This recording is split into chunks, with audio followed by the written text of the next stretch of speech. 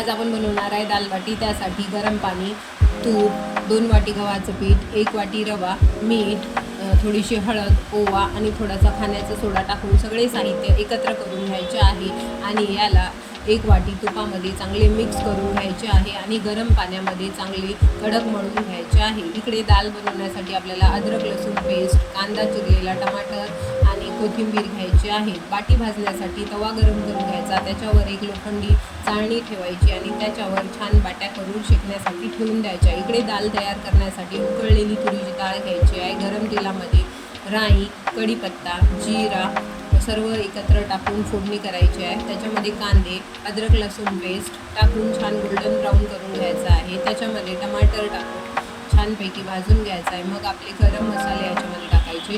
त्याच्यामध्ये काळा मसाला, लाल तिखट, मीठ, हळद आणि थोडासा आमचूर पावडर टाकून उकळलेली डाळ त्याच्यामध्ये टाकून द्यायची आहे आणि आपली छानपैकी गरमागरम डाळ तयार। आणि इकडे पण आपल्या बाट्या तयार झालेल्या आहे।